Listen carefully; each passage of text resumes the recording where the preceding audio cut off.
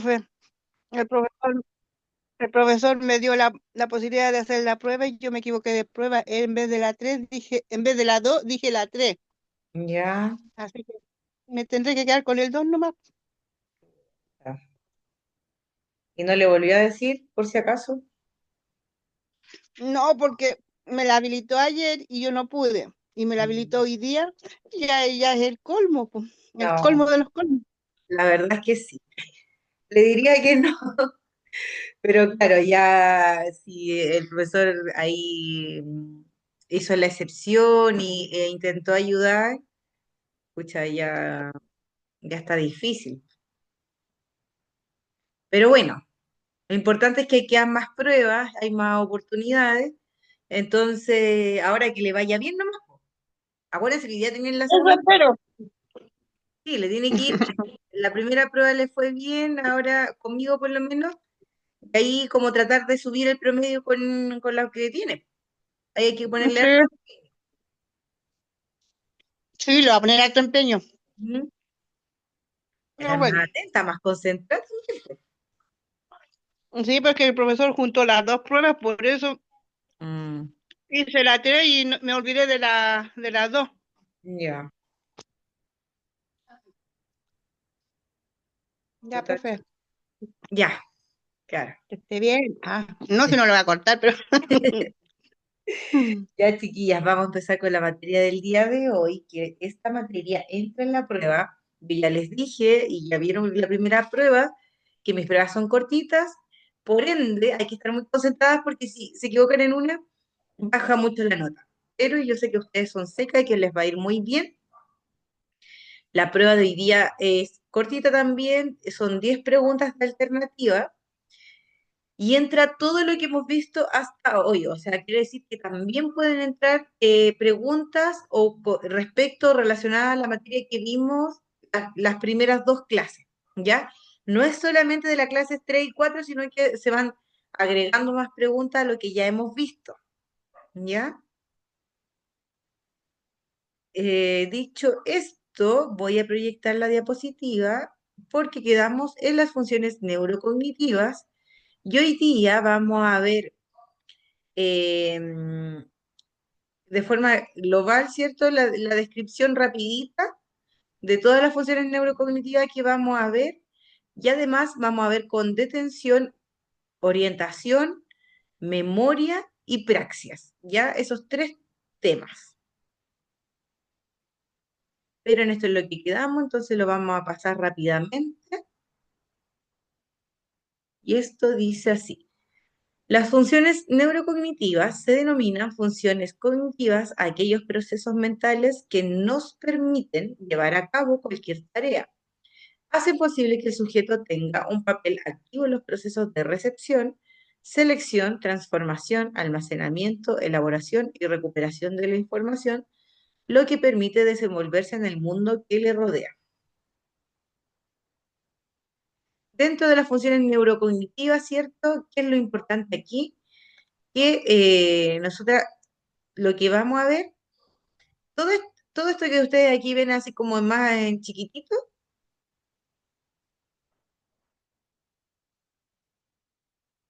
atención, orientación, velocidad de procesamiento, noxias, praxias, memoria, lenguaje, habilidades visoespaciales y funciones ejecutivas.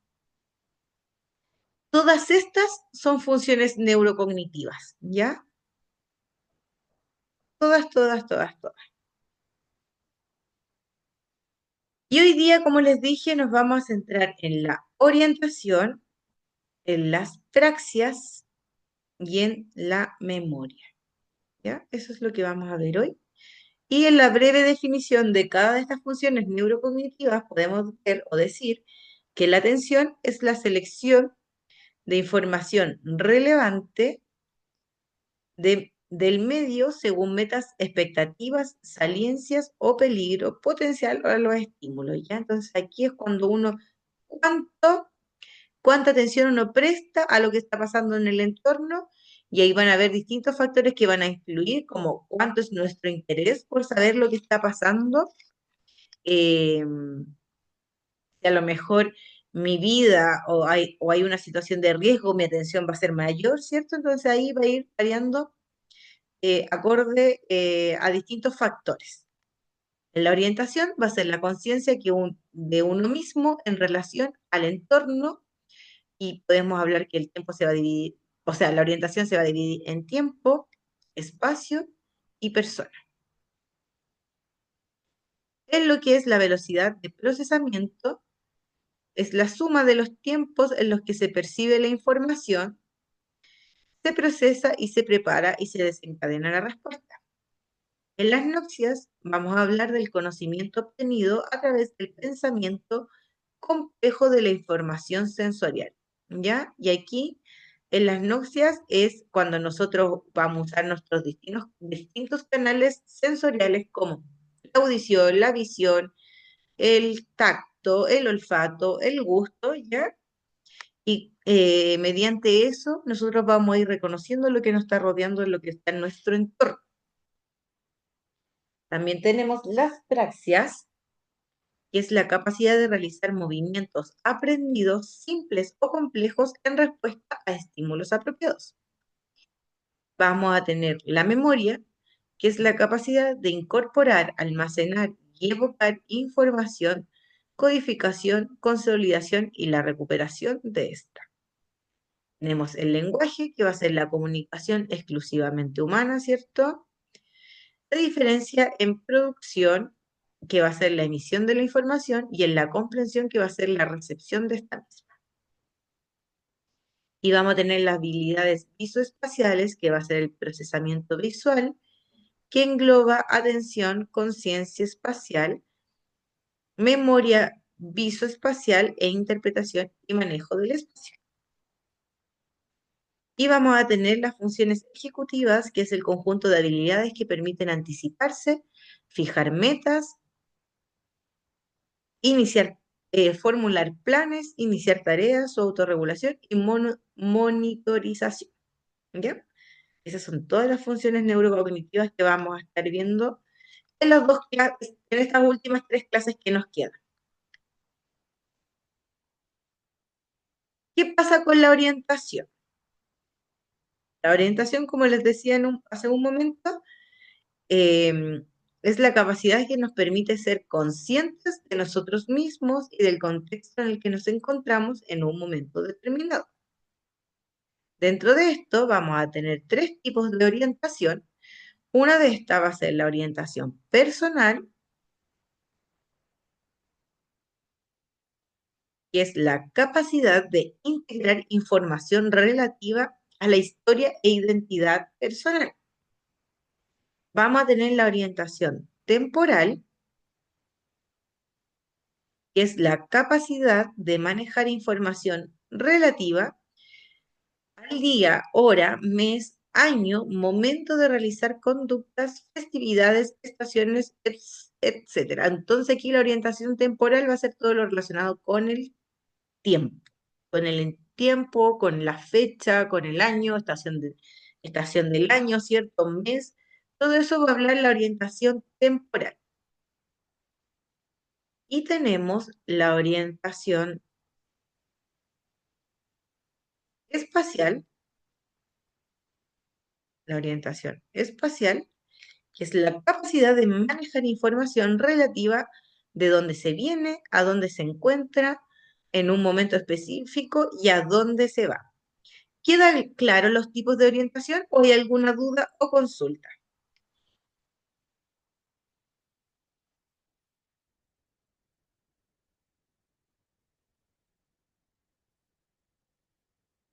No, yo le estoy escuchando, profe. Está bien, Ya, está claro.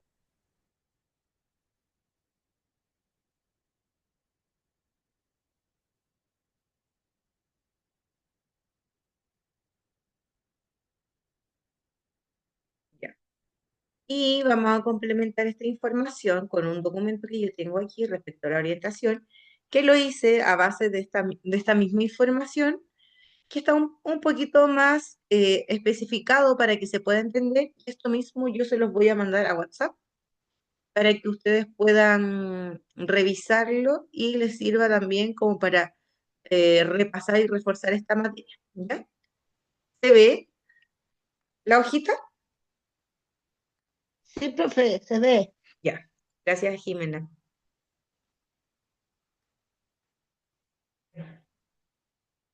Tenemos que la orientación es la capacidad que nos permite ser conscientes de nosotros mismos, ¿ya? Y del contexto en el que nos encontramos en un momento determinado. La orientación personal va a ser la capacidad de integrar información relativa a la historia e identidad personal. La orientación temporal, capacidad de manejar la información del día, mes, ¿cierto? Eso ya se los mencioné. Y la orientación espacial, ¿cierto? Que es dónde uno está, dónde uno va, a dónde uno se encuentra. Eh,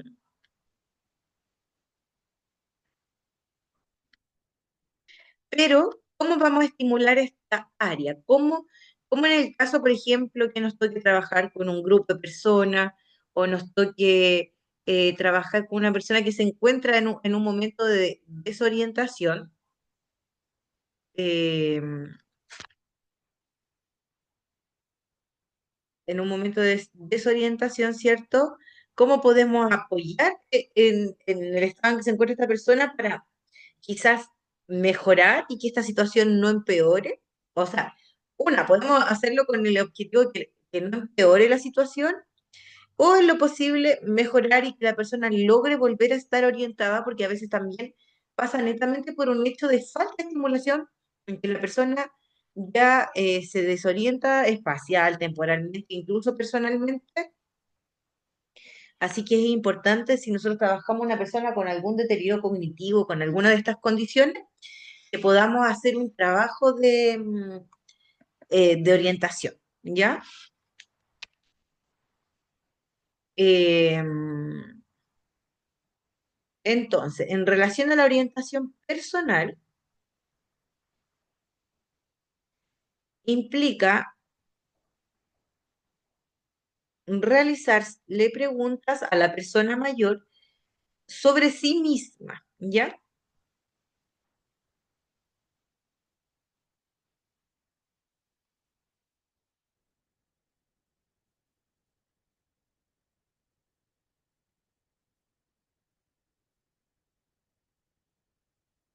Sobre sí misma. em, por ejemplo, uno le puede preguntar a la persona, ¿cómo se llama? ¿Qué edad tiene? Si está casado o casada. ¿Cómo se llama su esposo o su esposa? Si tiene hijos o hijas. ¿Cómo se llaman? Si tiene nietos o nietas. ¿Qué edades tienen estos? ¿De dónde viven? ¿Cuál es su número de teléfono? Si es una persona que ha tenido por mucho tiempo el mismo número de teléfono, ¿ya? Eh, ¿Cuándo nació ella o él? ¿A qué se dedicó en algún tiempo pasado? Todo eso puede estar, hacer preguntas y estaríamos referentes a la orientación personal porque estaría hablando de sí misma, de su persona, ¿ya? ¿Cómo? Y aquí es importante, por ejemplo, cuando empiezo a trabajar con las personas, siempre hago una entrevista y me ha tocado en algunos momentos, porque a veces la familia creen que al integrar una persona que trabaje con una persona mayor, a veces como que dejan a la persona y creen que ellos no están involucrados. Entonces me ha tocado hacer entrevistas cuando la familia no está y una persona mayor que presenta algún deterioro cognitivo, yo se los he mencionado en otras clases, que tiende a veces como a ocultar estos olvidos y a inventar cosas. Entonces sí, me ha tocado entrevistar personas en que me han dicho así como que llevan, no sé, pocos años de casado y resulta que llevan casi 40 años de matrimonio, y ahí uno empieza como de repente a ver cositas como cuando no se acuerdan bien en qué año nacieron sus hijos o sus hijas, entonces ahí uno empieza a hilar. Entonces, lo ideal es que cuando nosotros hacemos estas preguntas que son respecto o relacionadas a la orientación personal, ya de antes podamos tener información de la persona, saber qué edad tiene, qué fecha nació, cómo está constituida su familia, todo eso para poder estar también evaluando si esta persona se encuentra con alguna dificultad en esta área o no. También tenemos la orientación temporal, que idealmente la persona mayor debiera saber el día, la fecha en la que se encuentra. eh, la persona cuidadora puede consultar a la persona mayor. ¿Qué día es hoy? ¿Qué fecha es? ¿En qué mes estamos? ¿En qué año estamos? ¿En qué estación del año estamos?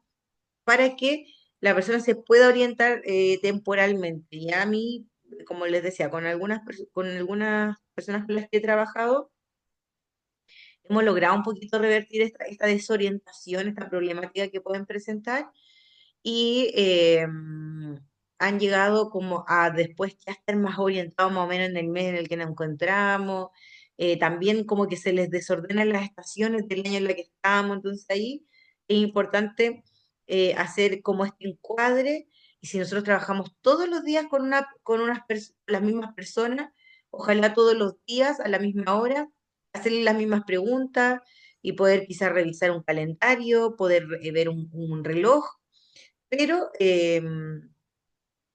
estar un poco como constantemente trayendo a esta persona al momento actual en el que nos encontramos. Para las personas mayores con deterioro cognitivo, ya sea leve o moderado, se recomienda la colocación de calendarios. Estos calendarios deben ser con letras grandes, no brillantes y con un contraste de colores en los lugares donde más tiempo pasa, ya sea la habitación, cocina, sala u otras, para que los pueda ver. Es importante que la persona cuidadora se asegure de marcar el día correcto en el calendario y si es que la persona mayor no se encuentra en condición de hacerlo, de igual forma, se recomienda colocar relojes grandes en los lugares que más frecuenta el usuario para que pueda ver la hora del día.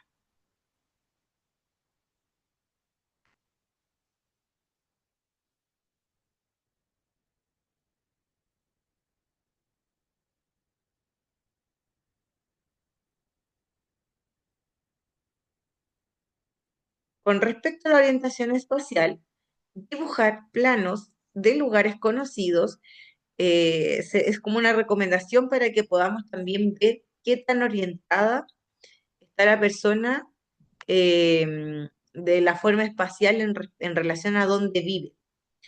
Eh,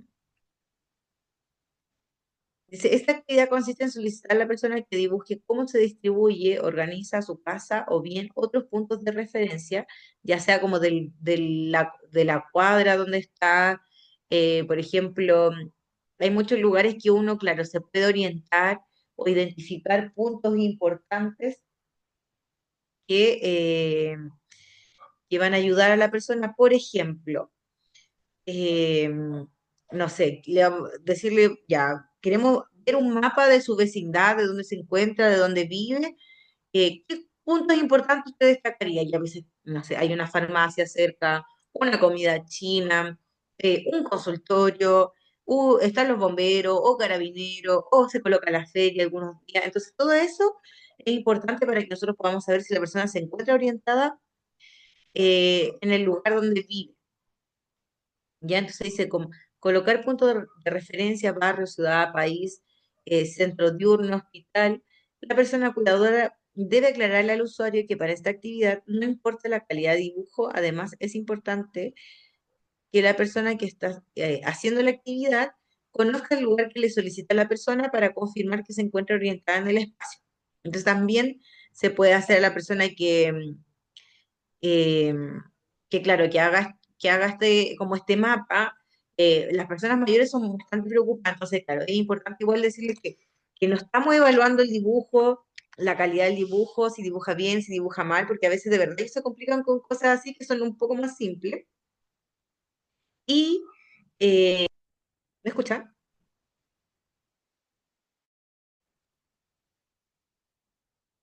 Yo no las escucho a ustedes, si es que alguna me está respondiendo.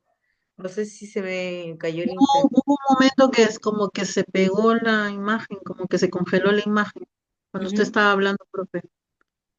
¿Y ahora? Y ahora sí ya, como que Ya. volvió. Sí, como que me percaté de lo mismo, entonces que quedé ahí pegada y no con...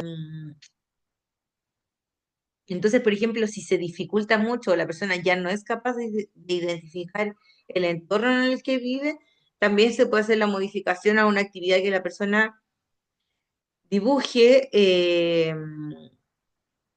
dibuje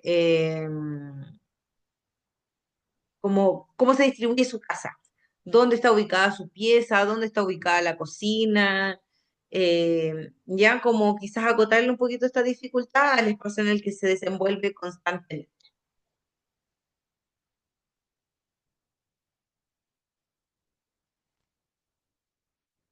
¿Dudas o consultas respecto a la orientación, chicas? Esto entra en la prueba. Por mi parte, todo bien, profesora. Gracias, Carmen. Todo bien, profe. Ya, muchas gracias. Se los voy a mandar al tiro al WhatsApp, ya, si es que el computador me lo permite, porque mi computador anda bien pesadito.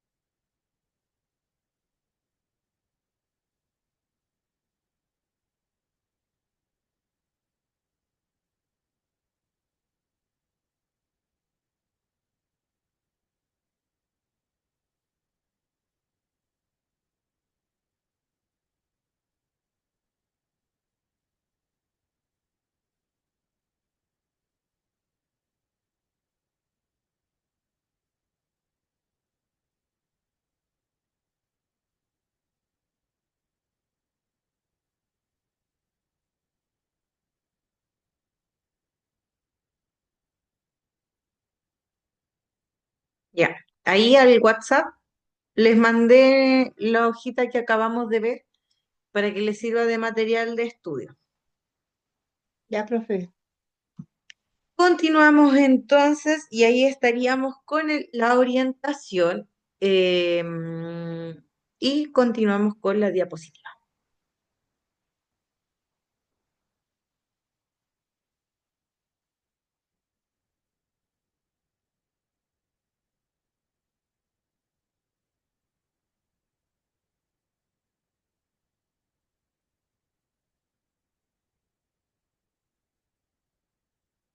Y vamos con las praxias, que esta es otra de las funciones neurocognitivas.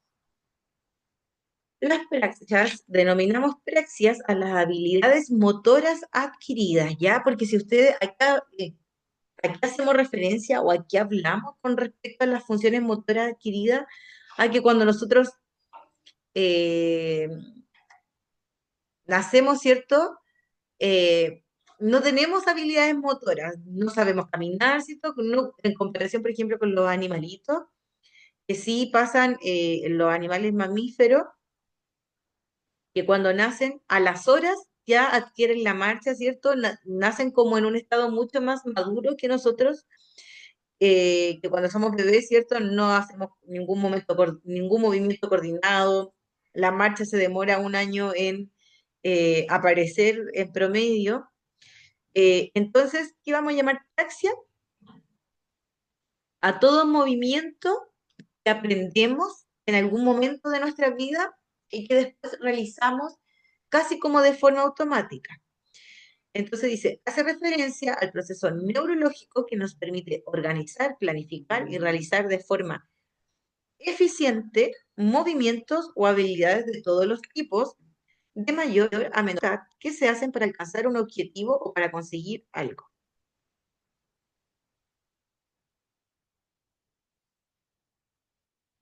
Dentro de esto, vamos a tener las praxias ideomotoras, que es la capacidad de realizar un movimiento o gesto de manera intencionada. ¿A quién se le ocurre un ejemplo de una praxis motora? Capacidad de realizar esto simple de manera intencionada? ¿Qué movimientos o gestos realizamos nosotros de forma intencionada? ¿En qué caso? Que podría considerarse una praxia ideomotora.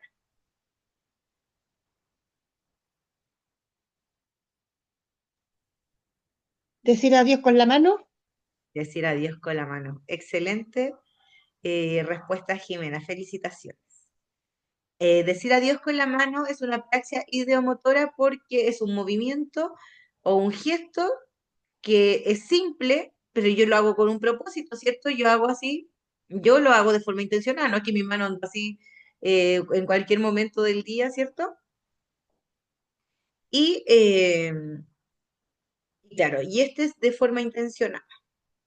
Vamos a tener, a diferencia, las praxias ideatorias, y aquí hay que tener cuidado con no confundirse. En las praxias ideatorias dice capacidad para manipular objetos mediante una secuencia de gestos, lo que implica el conocimiento de la función del objeto, el conocimiento de la acción y el conocimiento del orden serial de los actos que llevan esa acción. Entonces, si se entiende esta definición, ¿qué pasaría a ser una praxia ideatoria? Dice que es la capacidad de manipular objetos, ¿ya?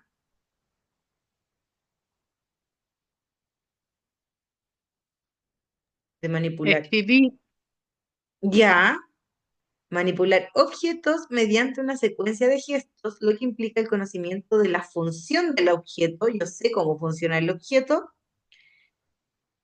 el conocimiento de la acción, o sea, del movimiento que tengo que hacer, y el conocimiento del orden serial de los actos que lleva esa acción. Y como dice Paula, escribir es un muy buen ejemplo porque yo voy a tener un lápiz, ¿cierto? Voy a tener un objeto, voy a saber cómo se usa, cómo funciona este objeto, tengo que saber cómo es la acción y cuál es la secuencia, el orden serial, ¿cierto? Para poder utilizarlo. Entonces, dentro de las praxis ideatorias, escribir es un excelente ejemplo porque sí o sí la diferencia entre la ideomotora con las ideatorias es que las ideomotoras van a ser gestos intencionados con mi cuerpo, sin uso de nada externo, y en las ideatorias va a haber un objeto de por medio. Dentro de eso otro, por ejemplo, yo ahora estaba tomando bebida con bombilla, y también es una praxis ideatoria porque tengo un objeto, yo sé cómo funciona, cómo tengo que hacer para que esto funcione, y cuál es el orden. O sea, yo no succiono y el vaso lo tengo lejos, sino que yo hago el gesto de succionar cuando ya tengo la bombilla entre mis labios. Entonces, yo sé cuál es la secuencia para poder usar. Vamos a tener las praxias faciales, que es la capacidad de realizar de manera voluntaria movimientos o gestos con diversas partes de la cara, ya sea labio, lengua, ceja, etcétera. Eh, ¿Algún ejemplo de praxia facial?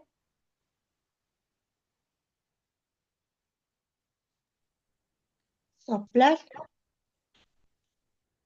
o dar un Soplar, beso. soplar, tirar un beso, exacto. Muy bien.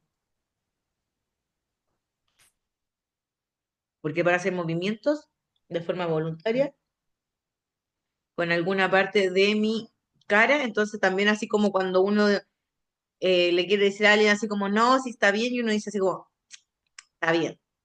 Cierra un ojo, ¿cierto? Eh, o tira un beso, ¿cierto? ¡Mua! Entonces son movimientos intencionados utilizando alguna parte de nuestro cuerpo. Y vamos a tener las praxias visoconstructivas. Uy, se me bajó el lápiz. Las praxias visoconstructivas, que es la capacidad de planificar y realizar los movimientos necesarios para organizar una serie de elementos en el espacio para formar un dibujo o figura final. No sé si se entiende tanto el enunciado, pero lo que hablan las praxias visoconstructivas, eh, más que nada habla como de construir algo, de formar algo como un poquito más relacionado con un dibujo. Por ejemplo, si alguien me dice, Francisca, dibuja un sol, yo tengo que, en mi mente uno no se da cuenta, pero uno en su mente piensa en un sol para poder llevarlo a un dibujo, ¿ya? Otro ejemplo de praxis visoconstructiva es cuando yo tengo, armo un rompecabezas y yo tengo la imagen y voy viendo cómo van las piezas para que me quede igual al de la imagen.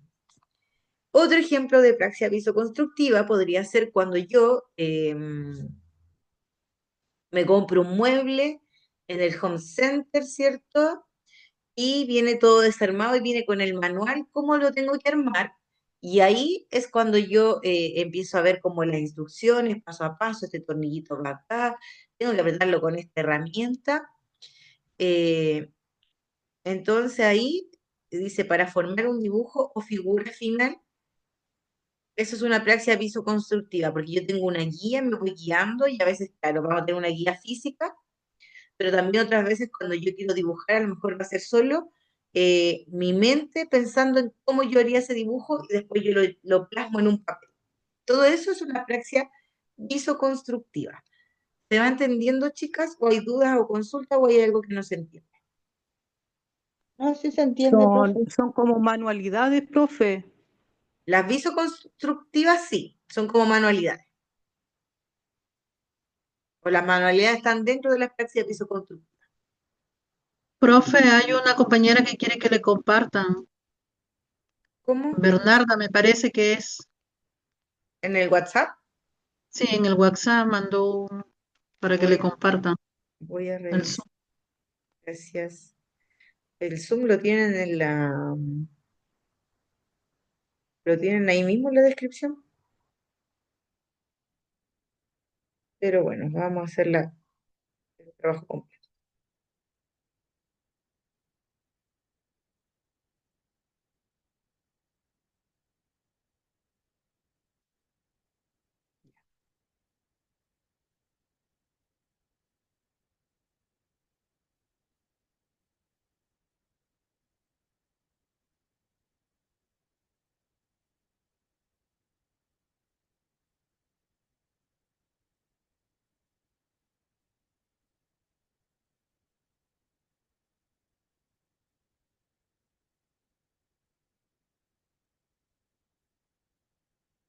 Ya, estamos ok. Gracias por el aviso, chicas. De nada, profe. Entonces, esas serían las praxias, ¿ya? Entonces vamos a tener praxia ideomotora, que es un movimiento intencionado con una parte de mi cuerpo, ¿cierto?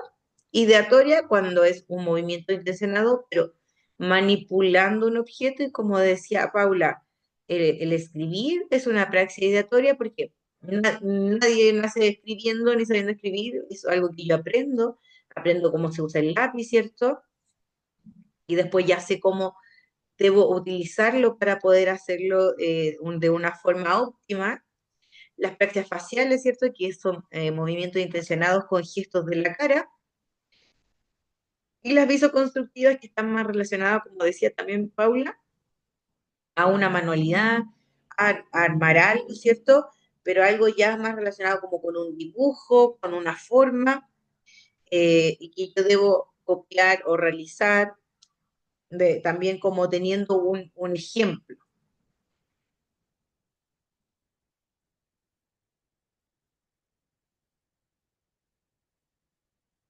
Ejemplos de praxias ideomotoras, es decir, adiós con la mano, pedir silencio, hacer el saludo militar, decir que no con el dedo. Ejemplos de praxias ideatorias va a ser peinarse, y aquí vamos a tener muchas cosas que están relacionadas con las actividades de la vida diaria, ¿cierto? El peinarse, el lavarse los dientes, atarse los zapatos o cortar la carne con cuchillo y tenedor. Y dentro de ejemplos de praxias visoconstructivas, realizar un dibujo, aunque sea tan sencillo como hacer un círculo o construir un objeto, por ejemplo, un puzzle, rompecabezas o armar un kit de montaje. Y las praxias orofaciales o praxias faciales, es lo mismo, va a ser ejecución de movimientos intencionados o gestos con diferentes partes de la cara. Este tipo de praxias se reflejan actos o gestos tan simples como soplar, apretar los dientes, fruncir el ceño o dar o tirar un beso. El adecuado funcionamiento de las praxias puede verse alterado a consecuencia de distintos procesos de alteraciones que impactan la integridad del cerebro, como traumatismos cráneoencefálicos, accidentes vasculares cerebrales, tumores cerebrales que conllevan al deterioro cognitivo y demencia, como es el caso del Alzheimer. ¿Ya? Como que cuando uno presenta alguna de estas patologías que acabo de mencionar, es muy probable que se presente como alguna afectación como lo es las praxias. ¿Ya? Eh, Porque va a ser, hay personas que tienen secuelas de accidente cerebrovascular y, claro, quedan con una hemiplegia o con una hemiparesia, o ya a veces transitorio, otras veces ya es más permanente, y la persona a veces tiene que reaprender también. Cuando a veces las personas tienen algún accidente, algún TEC, ¿cierto? Y se puede producir también una amnesia, donde la persona también no recuerda cómo hacer cosas que ya sabía y tiene que reaprender a hacerlas, ¿ya? Entonces ahí es cuando se ven afectadas las praxias, con patologías como las que están aquí descritas.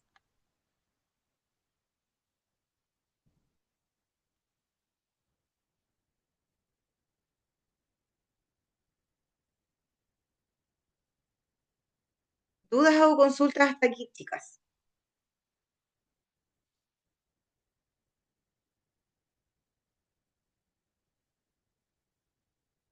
Todo bien. ¿Todo bien, profe? Ya, chicas, súper. ¿Les parece que hagamos el break ahora? Son 10 para las 8 y estaríamos de vuelta a las 8:05 para continuar. Ok, Ya, Bueno, nos vemos en 15 Listo, profe. minutos y Vale, cualquier duda o consulta lo conversamos de vuelta de los 15 minutos. Vayan a hacerse un tecito. vale, profe, gracias.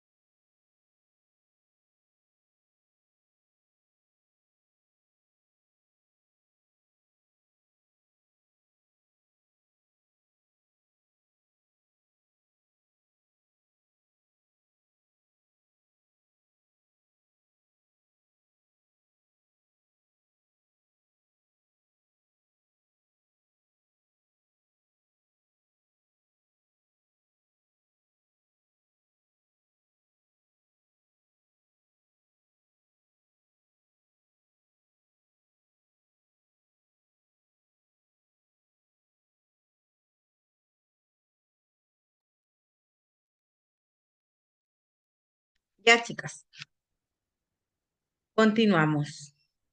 ¿Están por ahí, cierto? Sí, estoy Sí, profe, aquí. Ya, aquí estamos. vamos, chiquillas, la última patita.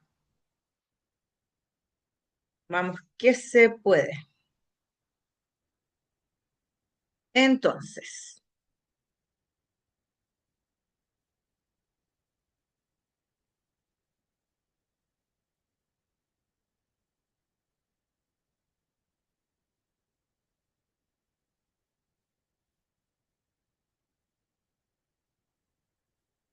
nos quedó pendiente pasar lo que era la apraxia.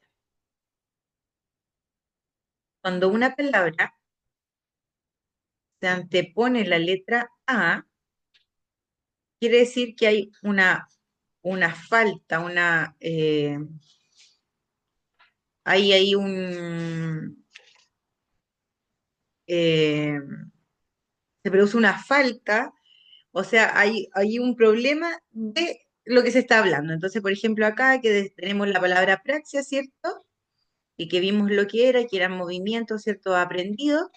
Cuando tenemos la apraxia, es que eh, hay un problema con las praxias.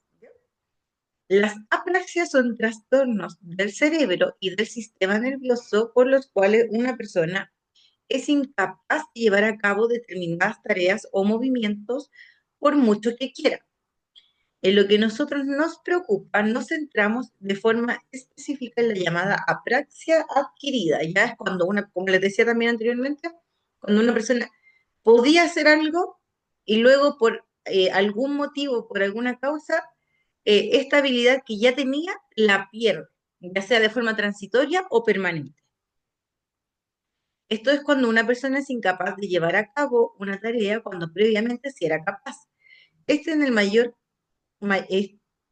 este es el caso mayormente, este caso mayormente se repite, dado que una de las principales causas de la apraxia adquirida es la demencia o las enfermedades neurodegenerativas.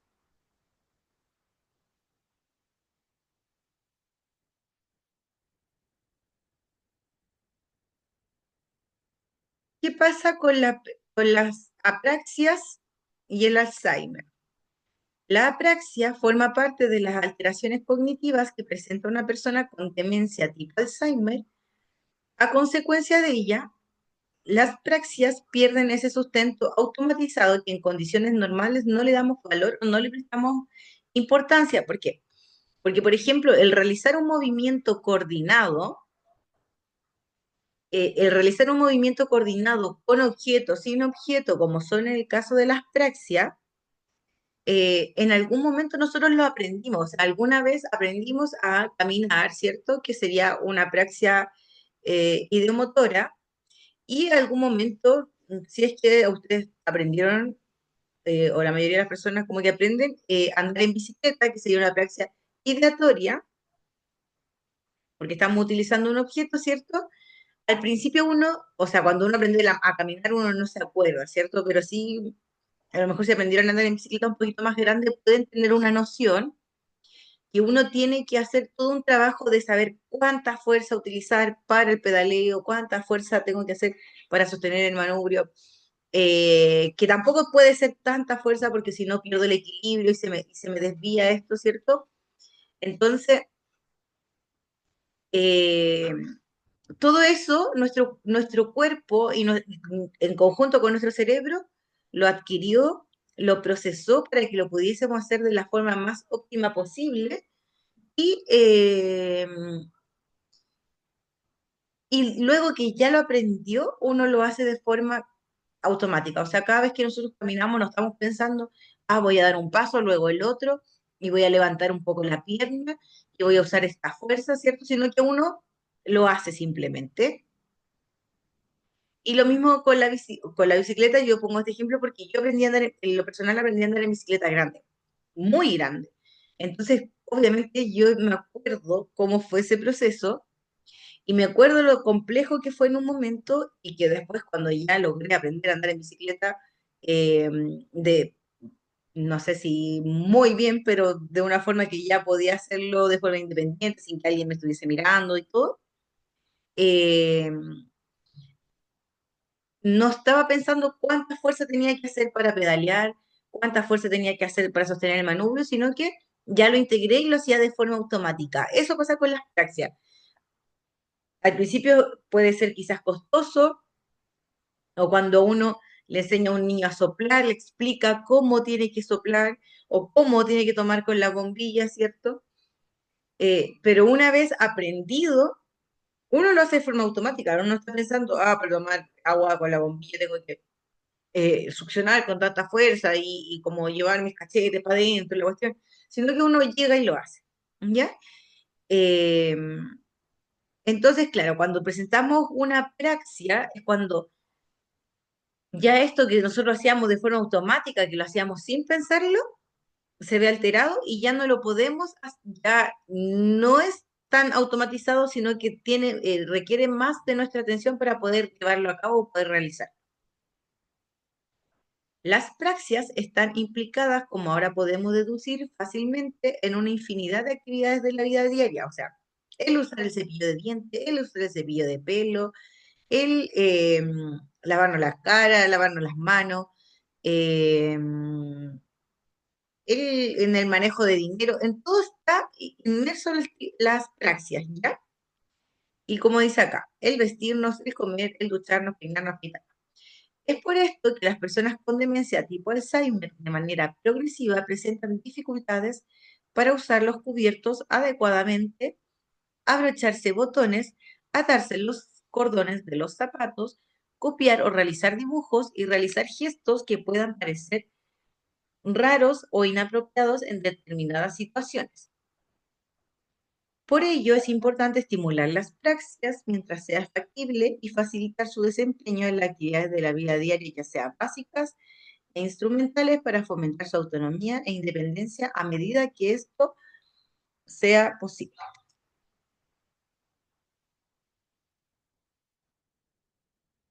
¿Cómo estimulamos las praxias? Podemos hacer manualidades que requiera de recortar, doblar papel, pegar, escribir o dibujar, hacer bricolaje, juego o kit de construcción, armar maquetas, costura, hacer puntos, bordados, juegos de mímicas donde se deba adivinar títulos de películas o canciones mediante gestos, transmitir mensajes solo mediante comunicación no verbal, imitar movimientos o gestos que realiza otra persona. Lógicamente, las actividades deben ajustarse a las posibilidades de cada persona según su grado de afectación cognitiva, haciendo primar siempre la seguridad y la promoción de su autoestima. La apraxia puede ser fuente de frustración y ansiedad en quien la padece, pudiendo estar en la base de manifestación de algunos de los síntomas conductuales de la demencia tipo Alzheimer. ¿Ya? Y esto es fundamental, o sea, yo nunca puedo proponer o intentar realizar una actividad que demande por demasiada capacidad sobre las habilidades de una persona. ¿Por qué? Porque si lo más probable que si a mí me dan una tarea que es demasiado difícil, lo que me va a generar a mí va a ser frustración.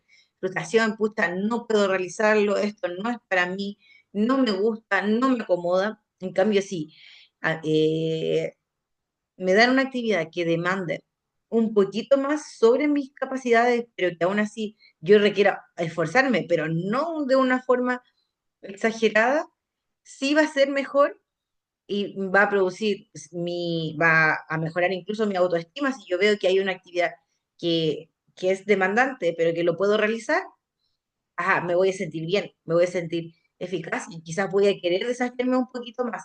Pero si la actividad es demasiado desafiante, por ejemplo, si mañana me dicen, Francisca, anda a subir las Torres del Paine, demasiado difícil. Pero si me dicen, Francisca, mañana anda a subir el Cerro San Cristóbal, ya, creo que sí lo puedo lograr y claro, es una buena meta que yo pueda realizar. Pero las Torres del Paine quizás está demasiado demandante en estos momentos que no estoy preparada físicamente.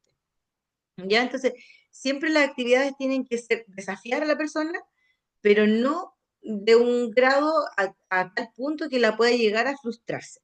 ¿Ya? ¿Dudas o consultas con praxias o apraxias?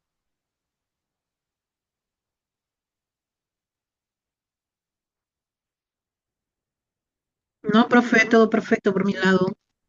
Ya, muchas gracias.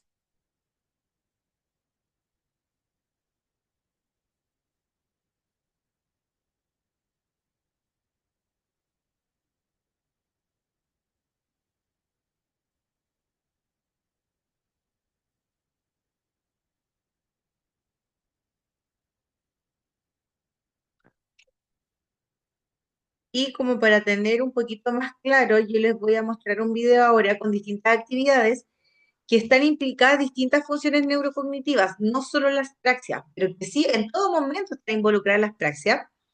Y vamos a verlas un poquito para que ustedes también puedan tener como una noción de actividades, de ideas, de cosas que a lo mejor pueden servir, de cuáles no, pero también como poder también tener como un poco más gráfico lo que es una intervención, ¿ya? Así que ahí muy atentas a su pantalla.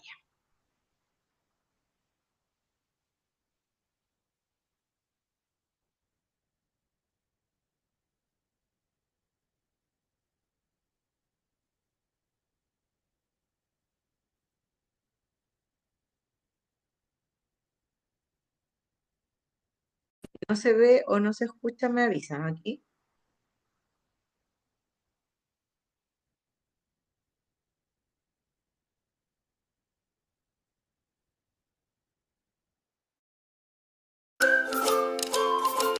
Hoy te traigo 6 juegos de grupo muy divertidos y entretenidos. Comenzamos con el número 1, traslado de vallas. Este juego lo podemos hacer en grupo o solo con 2 personas. Es una actividad de rapidez con la que se trabaja la motricidad fina y la coordinación.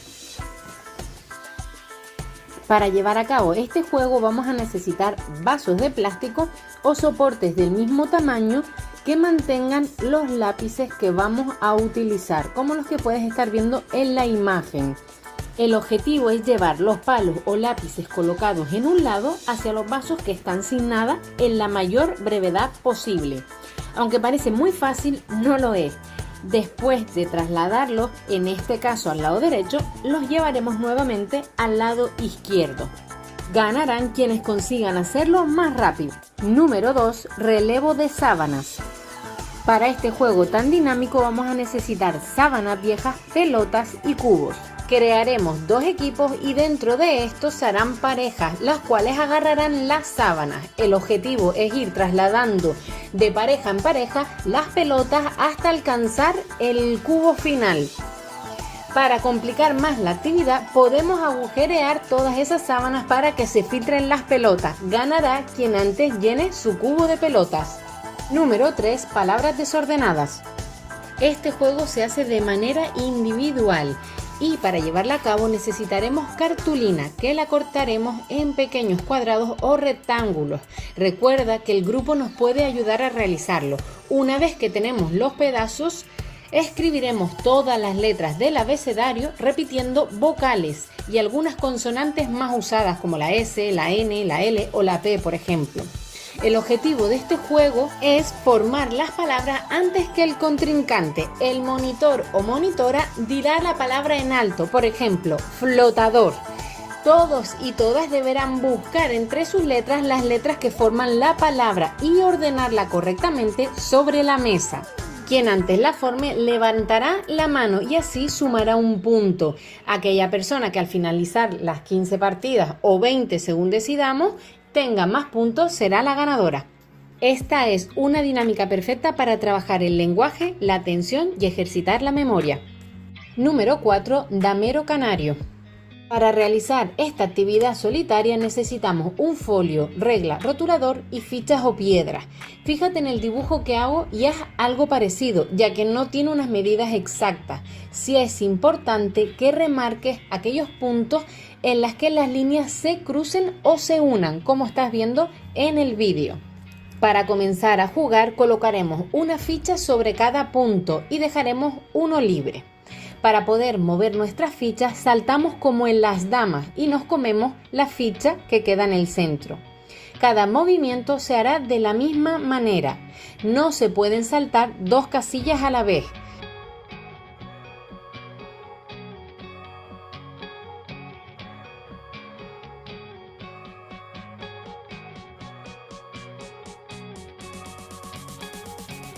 El objetivo es quedarse con una sola ficha. Pruébalo y verás que no es tan sencillo.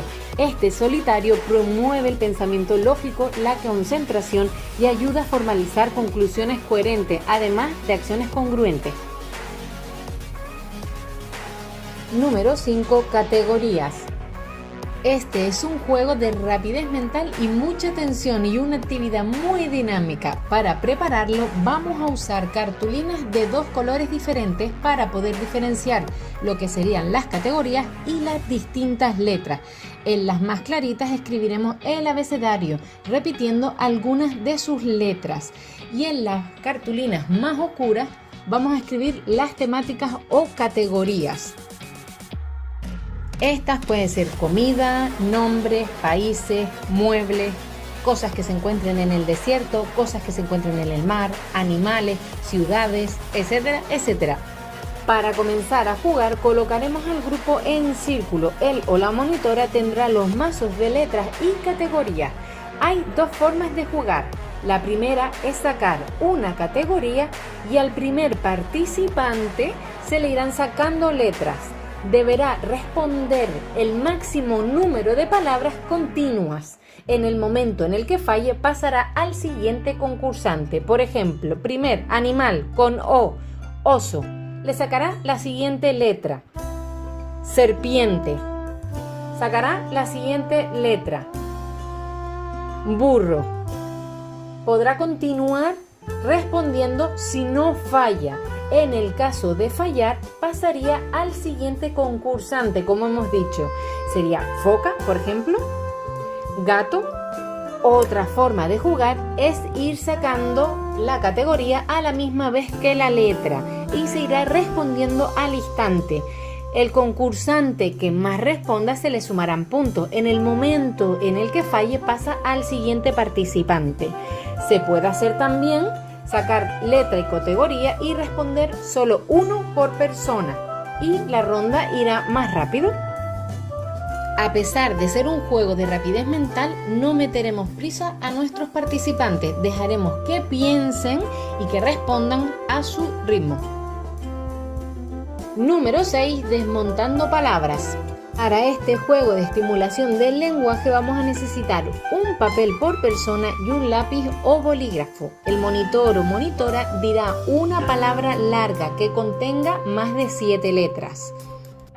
El objetivo del juego es sacar el máximo número de palabras de las letras de la principal palabra que nos ha dado el monitor o monitora. No se pueden duplicar las letras, solo serán las que estén. Por ejemplo, meta, cima, casa, esta. Así se irá desglosando y sacaremos el máximo número de palabras. Podemos dar un tiempo a los jugadores, por ejemplo, 5 minutos. Al finalizar esos 5 minutos, contaremos el número de palabras de cada participante y aquel o aquella que más palabras haya escrito será el ganador o ganadora.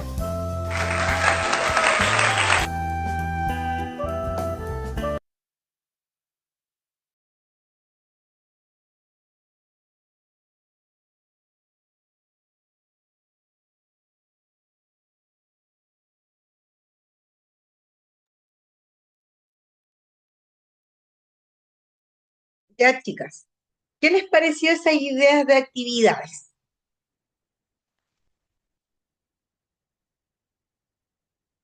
¿Qué pueden Geniales. destacar como que les llama la atención de lo que vieron en el video?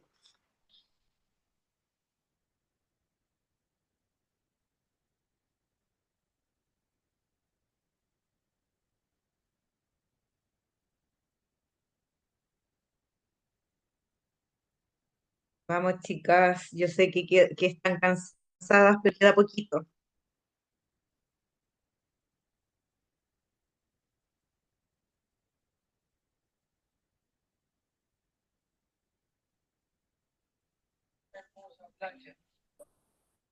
Hola, profe, buenas tardes. Disculpe el horario que me pude entrar.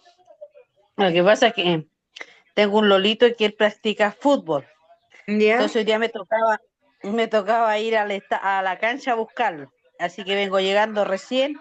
Así que la parte que yo vi es como para hacer iniciativa a la persona, a un adulto mayor, para que pueda trabajar la memoria. ¿Ya? Yo vi eso, esa parte. ¿Ya? Es ¿Cuántas como actividades? hacer. ¿Alcanzó a ver varias actividades o vio solo, o vio poquitas? Vi la parte donde empecé a ver la parte donde empezaron a hacer juntar palabras con las ¿Ya? letras, Ujú. eso, y por eso doy a entender esa parte de que es para motivar a un adulto mayor que tenga, no, para que no, a ver, ¿cómo le puedo explicar? Para que empiece a trabajar su cerebro. Ya, ya. Eso lo vi yo. Usted vio como actividades que ayudan a estimular la memoria de las personas. Sí. Ya. ¿Y le llamó la atención algo en particular de las actividades que, no sé, si eran muy complejas o no tanto, los materiales que se utilizaban? Son materiales que en realidad uno puede usar cotidianamente en la casa, Ujú, porque vi una sábana con unas pelotitas que le hacían echar en una caja, y entonces eso es como para motivar a las personas. ujú, A veces, muchas veces no hay que tener tantos recursos para hacer que la persona pueda volver a ocupar su cerebro, para que no empiece a olvidar cosas también. ujú. Eso Muchas es lo que creo gracias, yo del punto de Marcela. vista.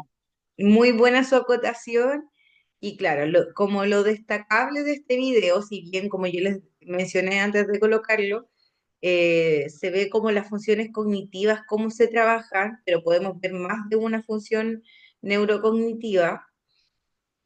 Está involucrada la atención, está involucrada las praxias, está involucrada la memoria, está involucrado funciones ejecutivas y habilidades de procesamiento.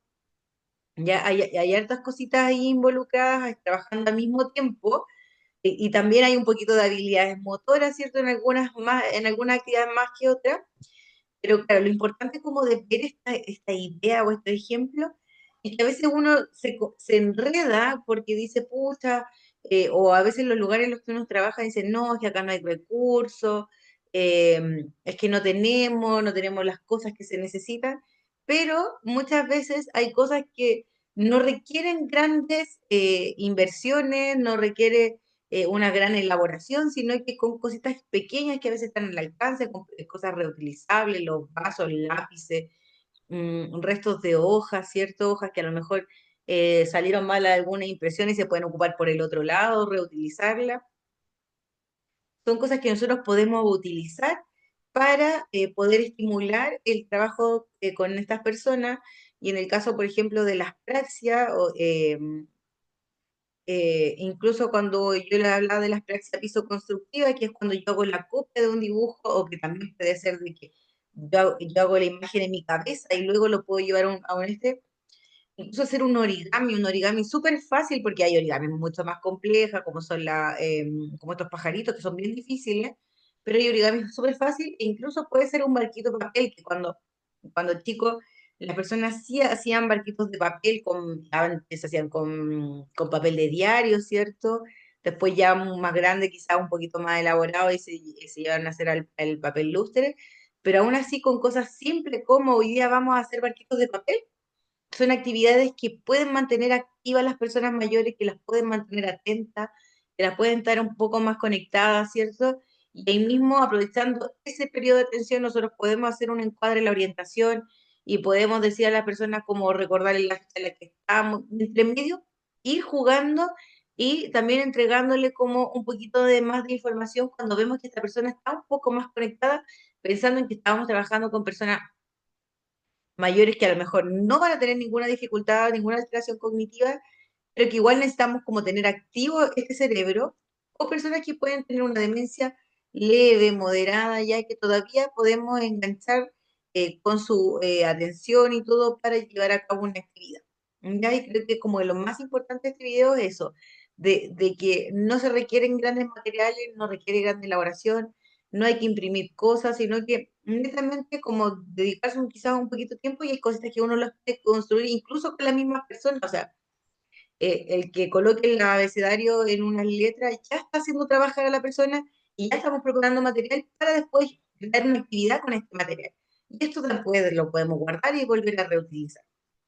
No sé si hay alguna que quiera hacer algún otro comentario o acotación. Sí, profe, la acotación que quiero hacer es que también ahí trabaja el paciente, o sea, el adulto mayor en este caso, trabaja su actividad psicomotriz, motora, como usted mencionó, cognitivo, o sea, todo al mismo tiempo, todo eso lo hace trabajar al mismo tiempo. Claro, y el que se activen, el que trabajen de forma grupal, el que se diviertan, se rían, se equivoquen, se enojen, todo eso ya es una persona que la estamos movilizando, que la estamos ahí motivando y que estamos, claro, haciendo ese cerebrito que se ejercite, que prenda distintas lucecitas y que no se mantenga siempre en un estado plano, que siempre esté viendo la televisión o solo esté escuchando la radio o solo esté sentado en el patio, ¿cierto? Sino que crear un ambiente un poquito más móvil para mantener a estas personas más activas. Y si tenemos una persona que directamente quizás podemos hacerlo como un trabajo preventivo y así también, como van a estar trabajando las habilidades motoras, se pueden mantener por mayor tiempo en las actividades de la vida diaria. Así es. Ujú. Muchas gracias, Carmen. A usted, profe. Y dicho esto, vamos a continuar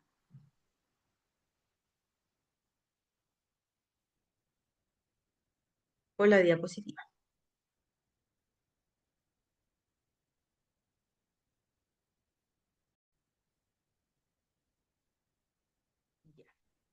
Y vamos con el último tema del día de hoy, que es la memoria. La memoria es una función cognitiva o neurocognitiva, ya, si dice cognitiva o neurocognitiva, se hace referencia a lo mismo.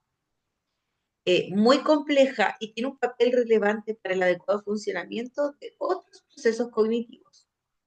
La memoria no es un proceso unitario, o sea, no trabaja por sí sola, la memoria no está sola ahí en nuestro cerebrito, sino que está siendo apoyada con las otras funciones neurocognitivas. Implica un conjunto de habilidades que permiten registrar, almacenar y recuperar información, experiencia y percepciones cuando la situación así lo demanda. Dentro de eso podemos ver o podemos destacar algunos tipos de memoria que son, por ejemplo, la memoria episódica, que hace referencia a información sobre hechos y experiencias vividas, todos ubicados en el espacio y en el tiempo. Ya, esto es la memoria episódica, son cosas que nosotros hemos vivido, episodios que hemos vivido, ¿cierto?, durante nuestra vida. Entonces, claro, son hechos y experiencias vividas, ya no como cosas inventadas o que yo imaginé, sino que son cosas que yo viví y que estas las vamos a ubicar en distintos tiempos, en distintas etapas de nuestra vida. Tenemos la memoria semántica, que hace referencia al conocimiento de carácter general, ¿ya? Y esto es lo que cuando hablábamos al principio de las clases, cuando yo les decía que para mí como un conocimiento general era que por una taza de arroz son 2 de agua, ¿cierto? Y ustedes creo que me dieron otro ejemplo, pero mi memoria en estos momentos no está tan buena, no me acuerdo qué ejemplo concreto me dieron, pero también hablamos de las señaléticas del tránsito, ¿cierto? Que donde, si no es que todos, pero quizás la gran mayoría, tiene conocimiento de qué significa, por ejemplo, los colores del semáforo y no requieren mayor explicación. O también quizás como podría ser, podríamos pensar el champú, cómo se usa el champú, no es como de conocimiento general, no requiere, por mucho que igual a veces trae la instrucción del champú, no requiere quizás mayor estudio.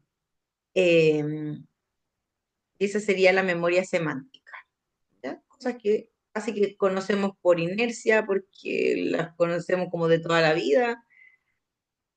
Esa es la memoria semántica. Y tenemos la memoria procedimental, que hace referencia a acciones o secuencias de actos aprendidos, la mayoría de los cuales hacemos de manera automática sin necesidad de pensar en cada gesto o movimiento que hacemos. Suele resultar difícil verbalizarlo, ¿ya? Y aquí también la memoria procedimental, eh,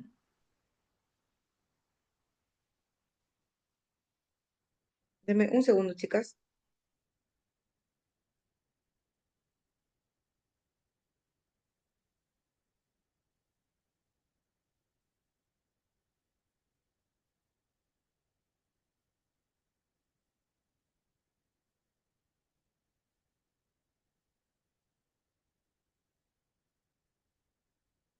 Eh, memoria procedimental, ¿cierto?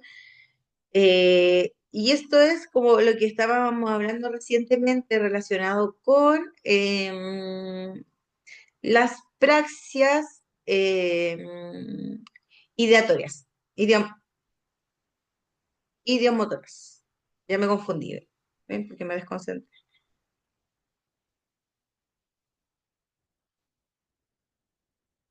Vamos a corroborar. Idiomotoras, ¿ya? Bueno, idiomotoras y también las ideatorias, porque puede ser cosas que hacemos automáticamente, por ejemplo, como comer y que utilizamos algún utensilio, algún cubierto, ¿cierto? Como también hacemos cosas como caminar y como hablamos de gestos y cosas que uno aprende y que después cuando uno quiere decir chao y la persona está más lejos y a lo mejor no nos puede escuchar, pero si no nos puede ver, uno levanta la mano, ¿cierto? Y se despide. Y no es que uno piense, voy a levantar mi brazo, el hombro lo voy a levantar, no sé, en un ángulo recto de 90 grados, luego también voy a flectar mi codo y levantaré la mano y me moveré mi mano de un lado a otro para decir adiós, sino que uno levanta la mano y dice chao, ¿cierto? Y eso habla de la memoria procedimental. Entonces está súper relacionada con las praxias, la memoria procedimental, porque son actos aprendidos, los cuales hacemos de forma automática sin necesidad de pensar en cada gesto o movimiento que hacemos. ¿Ya?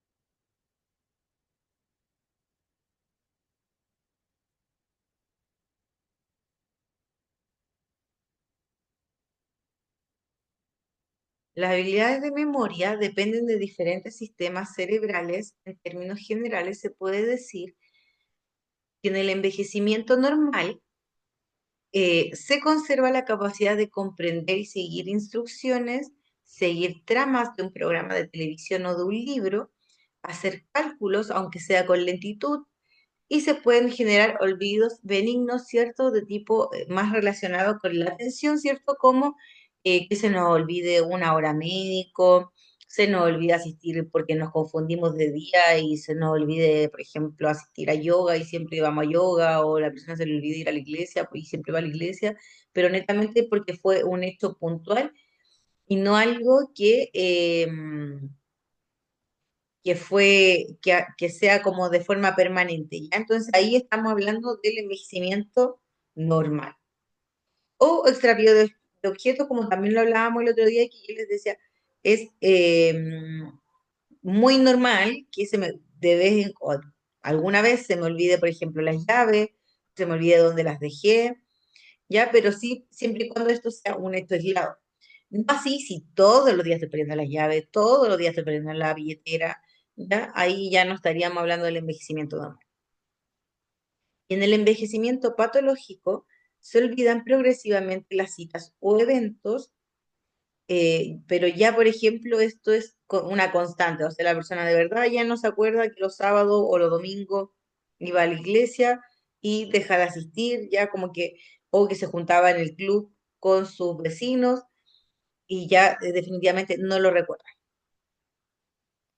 Se olvida progresivamente palabras o nombres, olvidan operaciones de cálculo y aquí es, por ejemplo, a mí me tocó ver una señora que no reconocía los signos de matemática, ¿ya? Y era una persona que claramente sí tuvo estudios, no estamos hablando de una persona que no sabía sumar ni restar, sino que una persona que sí había tenido los estudios necesarios para saber las operaciones básicas de matemática o por último reconocer los signos de las operaciones matemáticas. Y como llevaba tanto tiempo sin realizar una actividad relacionada como esta, porque también, como les digo, a veces la familia por hacerlo más rápido, como que por apoyar a la persona, por no estresarla, como que empieza a hacer todo por ella, pero a la vez estamos causando otra problemática. Entonces, me acuerdo que con ella estábamos trabajando operaciones matemáticas simples, suma, y no reconocía el signo de la suma, no, el signo igual no sabía qué era, ¿ya? Porque, como les digo, había pasado mucho tiempo sin que hiciese una actividad de estas, pero luego que lo empezamos a trabajar de poco y empezamos como a desglosar esto y a identificar qué significaba cada signo, ya pudimos como después ya llevarlo a una actividad como tal y poder hacer una suma como tal y después ya dificultarlo un poquito y hacer resta, pero siempre respetando los tiempos de la persona y sin generar presión, sino que uno dice, ya, si no está reconociendo el signo igual, que uno igual lo ve comúnmente, vamos a disminuir la dificultad y vamos a empezar por la base, que es que identifique qué significa cada signo, ¿ya? Cuando hay un envejecimiento patológico, también hay mayor dificultad en seguir instrucciones complejas o largas, entonces uno tiene que agotar un poquito más la instrucción y luego o repetirlo cada vez que estemos haciendo la actividad. Por ejemplo, con algunas usuarios con las que trabajo, hacemos actividad de memorice, pero participa y luego se le olvida lo que estábamos haciendo, entonces tengo que darle de nuevo la instrucción de que tenemos que dar vuelta a dos tarjetas, si son iguales, se las puede llevar. O se va a sumar un punto para él o para ella. Entonces, y eso lo voy repitiendo cada vez que me toca a mí, porque en el momento que es mi turno, a la persona se le olvida. Entonces, ahí netamente yo no la desafío, no le pregunto, pero ¿cómo no se va a acordar si ya recién encontró un par? Sino que netamente con todo el cariño y la vocación que uno tiene en lo que está dedicando, sobre todo cuando estamos trabajando con personas, nos vamos a dar el trabajo de repetir la instrucción etapa por etapa, las veces que sea necesario para que la persona lo pueda llevar a cabo y no se produzca lo que les decía con anterioridad, que puede hacer la frustración. Hay más dificultades para seguir instrucciones complejas, tramas de televisión o de libro, y también ahí es cuando vemos a personas que de repente se sientan frente a la tele, están viendo un programa, y a veces como que ven los programas porque identifican a las personas que conducen el programa, pero no están entendiendo en algunos casos, ¿cierto?, lo que está pasando. Entonces a veces a mí me dicen, no, a mí me encanta ver este gallo, y ven así como Pancho Saavedra o algún conductor en especial. Yo no soy muy buena para la tele, entonces como que no los conozco mucho, pero ellos como que la identifican, pero no saben bien de qué se está tratando el programa, qué están viendo, sino que saben la generalidad, pero seguirlo como tal es mucho más complejo. Y así mismo con los libros. Y bueno, yo creo que a veces a ustedes mismas les puede haber pasado que a veces estudiando, leyendo algo, como que de repente uno se le cruza un pensamiento ahí, ¡chup! Y uno pierde como el foco y de repente dice, oh, no, no me acuerdo qué leí y tienen que volver a leer. Ay, se me va a apagar el computador. Deme un segundito. Y si hay alguna duda, me la pueden escribir o decir y lo respondo.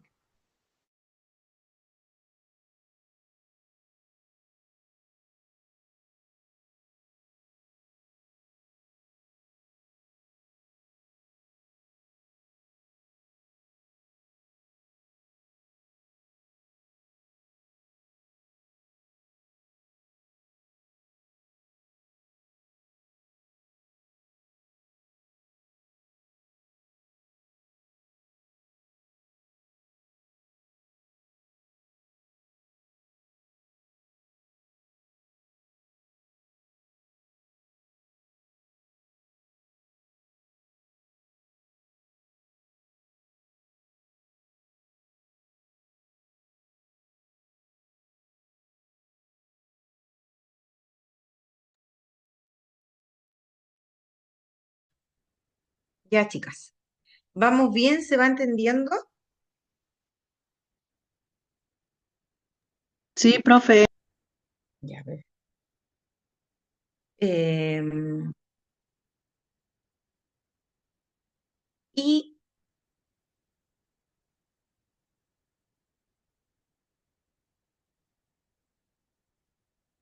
em, ya, pueden haber ahí también alguna alteración con las actividades de autocuidado, ¿cierto? Como de las actividades de la vida diaria básicas, como que la persona descuide un poco su higiene, porque también hay veces hay personas que cuando ya hay un deterioro cognitivo o alguna demencia y esta empieza a ser un poquito más avanzada, un poquito más severa, las personas, por ejemplo, hay personas que se les olvida comer, hay otras que se les olvidó que comieron y quieren seguir comiendo, pero eso es cuando ya tenemos una enfermedad más avanzada.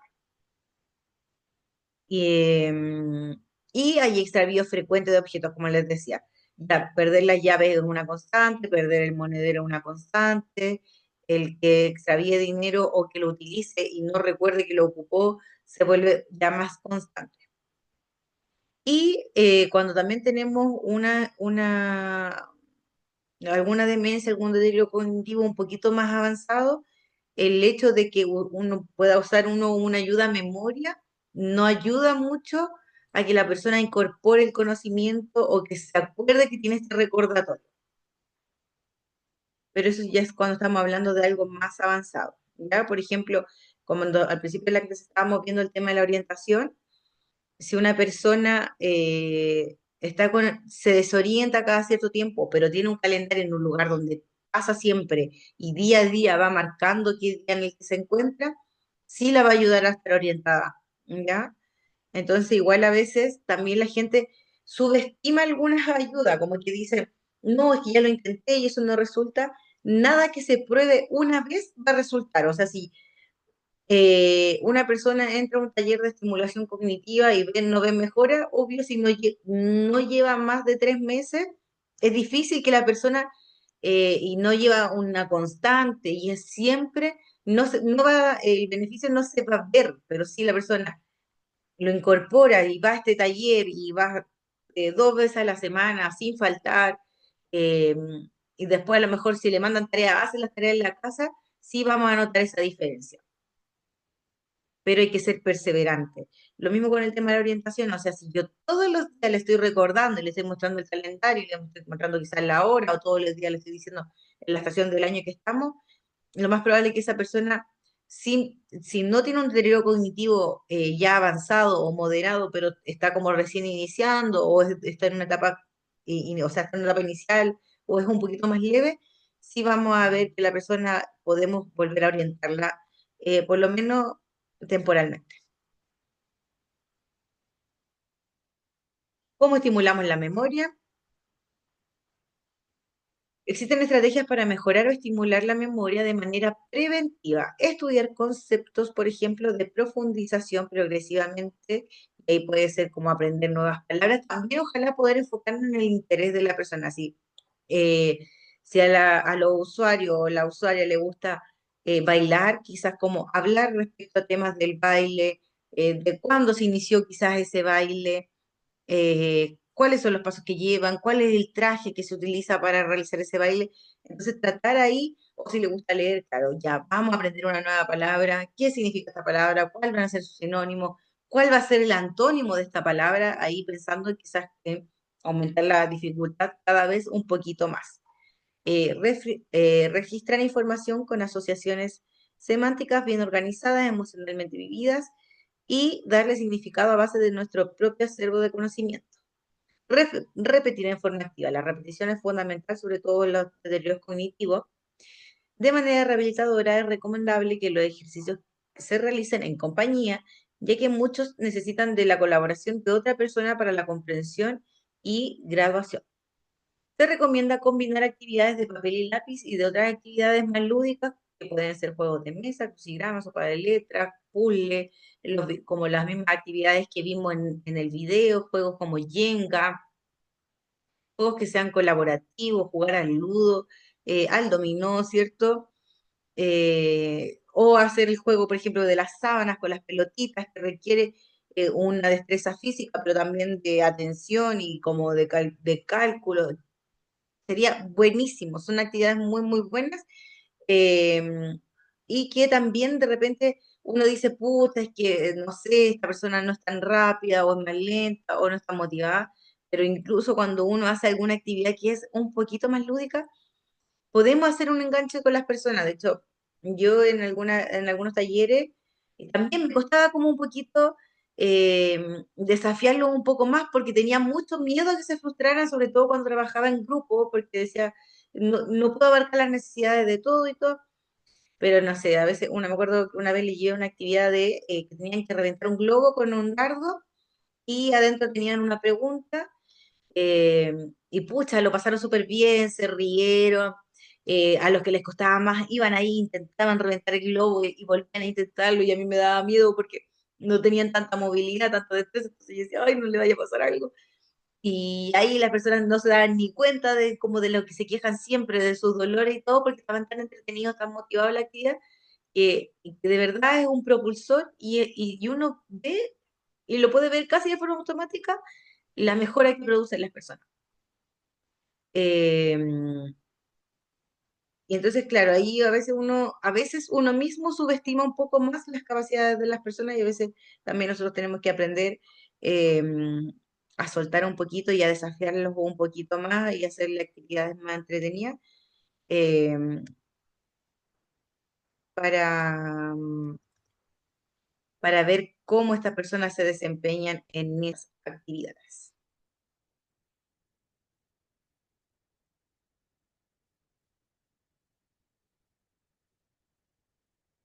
Chicas, dudas, consultas, acuérdense que hoy día es la segunda prueba.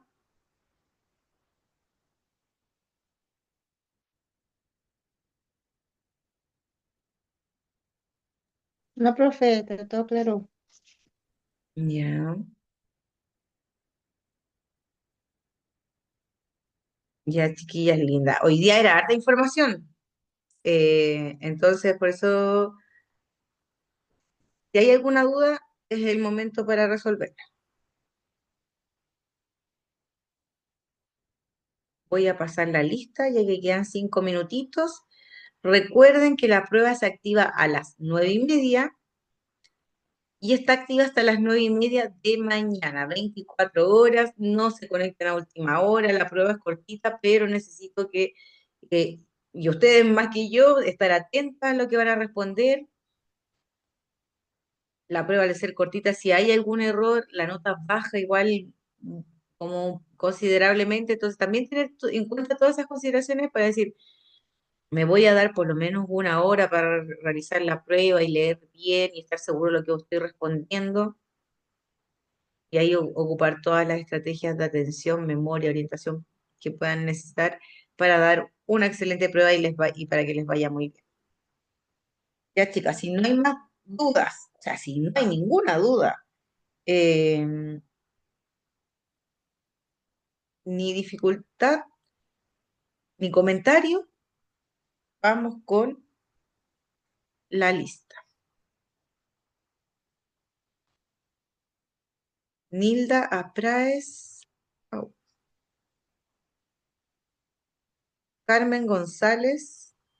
Presente, profesora, buenas noches. Gracias, Carmen, gracias por su participación. Que descanse y le vaya muy bien. Gracias, profe, de igual manera para usted. Muchas gracias. Bernarda Maluenda. Presente, profesora, buenas noches. Muchas gracias por todo. Hola, Bernarda, buenas noches, descanse. Paula Marchán. La Paula no está. Ah, ya, pero sí está. Hoy día se me fue sin decir adiós. A la Paula. Esperen un segundo que mi computadora está pegándose como siempre. Iris Pérez, Marcela Sangüesa. Presente, profe. Muchas Aquí gracias, estoy. Marce. Que esté bien. Igual usted descanse y que le vaya muy bien. Solina Torrealba, Elizabeth Valbuena. Elizabeth hoy día no se conectó, ¿cierto? No está. Y Jimena Wilker. Presente, profe. Buenas noches. Ya, Jimena, concéntrese, atenta, que le vaya muy bien. Gracias, profe. Que esté muy bien, chicas, descansen, buenas noches, que le vaya muy bien en la prueba y nos vemos el martes. Chao, chao.